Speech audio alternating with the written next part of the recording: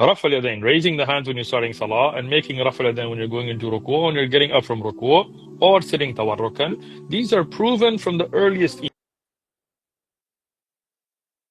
You're muted? Anderson, Or, we can't hear you. hold You're on. not muted. You're Yeah. not muted, huh? Anderson, can you hear us? We cannot hear Hello, you, assalamu Anderson. alaikum. Oh, there it is. Alaikum salam. Okay. There you are, brother. See, we promised we'll Uh, bring you back. We brought you back. Alhamdulillah. Sheikh, I have questions. My Tablighi friends ask me this when I talk to them about hadith. We are going back Okay. and forth about hadith, and final question that I couldn't answer was that these jarh wa ta'dil, they are based on people's opinion. Let's say Yahya ibn Ma'in says someone is not good in hadith, right? So it's his opinion. Why should we take his opinion? What is the factual, like something I have to give him? And I have two questions. This is just one of them. I couldn't answer him because I don't know. I got you. No problem.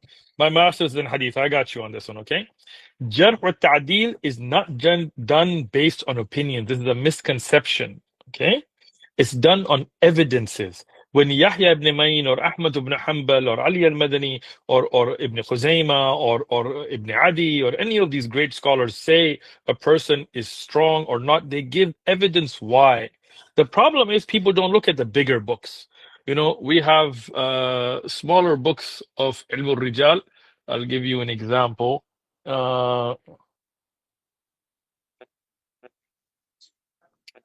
Right? This is a book called Taqrib al-Tahdid. Okay, so Ibn Hajar, it's one volume. So this gives you very summarized notes, right? Who's Suduq, who's not. But this is a summary of a book that is larger than it, which is also a summary, a Tahdid, which is based on Al-Mizdi's work, which, depending on the print, can be 30 to 50 volumes, right? Now, if you look at the works of Dhahabi, Tariq and Al-Mizan and so on, and then you look at the works of the great scholars that put together Ilm al-Rijal, like Abdul Ghani al-Maqdisi and others, they will give the full biography. They'll say, okay, I went to this place, I met this person, I saw that he was cheating, I saw that people knew of him to lie. So in those bigger biographical works, it'll tell you why Yahya bin Ma'in or whoever thought they were weak. It's not just opinions, right? And even amongst the scholars of hadith, then you have mutasahilin, those that were lenient, those mutashaddidin, and those that were, and this is known by those who study the science. So it's not just an opinion base. You look at evidences. Books like, and this whole shelf that I have, I can show you a little bit of it. If I turn, no. Camera's set on me. Videos of your library. So this whole side is takhrij of hadith. So what it does, this whole side of my library, these books, like Sheikh Albani's books and stuff, will reference the earlier books. Then on the next shelf, you have the earlier books that have the whole Siyar Alam al-Nubala and so on, that you can look up the history of that person. Al-Kamal fi Asma al-Rijal, for example, and so on. It will give you everything about them. So when we say they're weak, there is jarh, there is reason, sabab. And that's why if a scholar disagrees, then we look at the ta'dil. Why did they say this person's not weak? And if they don't respond to the jarh, then the jarh becomes muqaddam.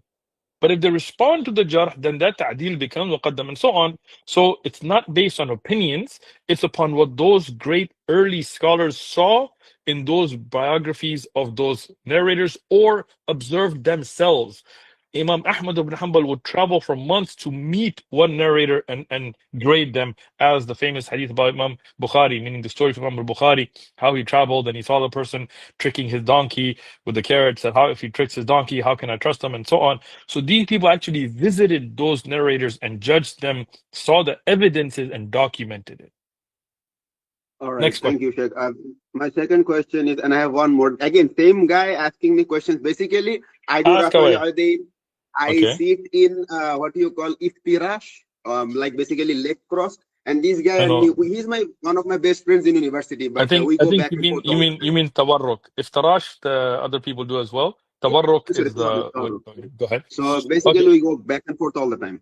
So the second question is like, these great muhaddis, like like Imam Abu Hanifa is not a muhaddis, sorry, like Imam Shafi'i or Imam Ahmad, in their madhahib, there is one opinion. Then later on comes on Ibn Taymiyyah, he gives another opinion. Later on comes in Ibn Baz, he gives one opinion. Then comes Sheikh Al-Albani, he basically dismisses this, that.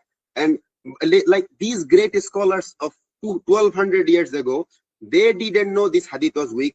Some guy from Albania who studied Hanafi fiqh and then became muhaddis out of nowhere, he knows this hadith is weak. How is this? And I cannot answer him because I don't have masters in hadith. Easy, bro, easy. So first thing, Rafa Yadain, raising the hands when you're starting the salah, and also not Rafa Yadain. Any issue with hadith. These guys didn't know. These guys know. Hold on, listen.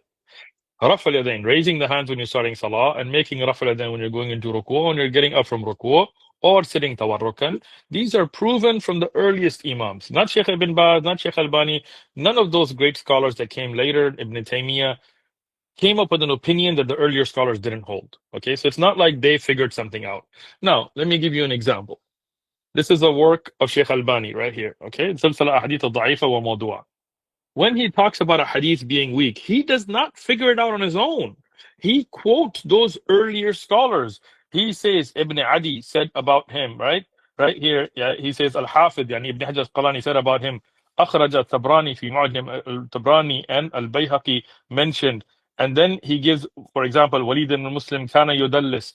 Walid ibn Muslim was a mudallis. Why? And then he quotes Ibn Hibban, Shafi'i, Ahmad, and Yahya bin Ma'in, and others for their jarh wa ta'dil. So he's not coming up with some new mas'ala or a new grading of hadith. He's bringing those earlier scholars of hadith and their references and presenting it to us. So there's nothing that Ibn Taymiyyah came up with, or Sheikh Albani or Sheikh Ibn Baz, that they didn't quote the earlier scholars on.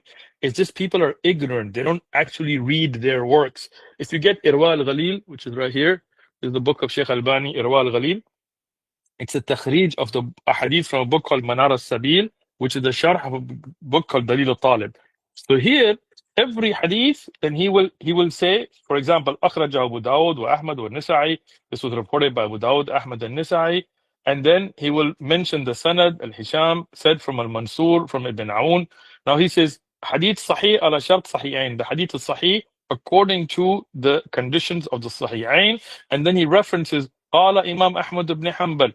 Imam Ahmad ibn Hanbal said, and then he quotes about each narrator why they're authentic, and then he quotes which other earlier scholars have reported this hadith and graded its authenticity, and then like Ad-Dahabi said it's sahih, and then he quotes from Ad-Dahabi that this was also reported by Ibn Khuzaymah, who also said that it was correct, and he quoted from Ibn Hibban and Al-Hakim, who also said it's correct according to the shurut of Sahihain.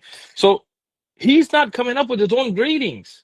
He's quoting those earlier scholars. This is the ignorance of people because they don't actually read the works of scholars. So this is absolute nonsense that earlier scholars knew one thing and new scholars came later and changed it up. No, there are people who come up with strange opinions, but we reject them. If something doesn't have Ibn Taymiyyah himself said, don't be the first one to say anything. He said, if nobody before you said it, don't say it. Right? This is Ibn Taymiyyah. So this person is ignorant. Tell him, go and read the works of Ibn Taymiyyah, read the works of Sheikh Albani, read the works of Sheikh Abdul Aziz ibn Baz, and then you'll see that they quote the earlier scholars. Third question. No, like, we got like 80 people we need to bring up, brother. So next question. No, like within this question, for example, like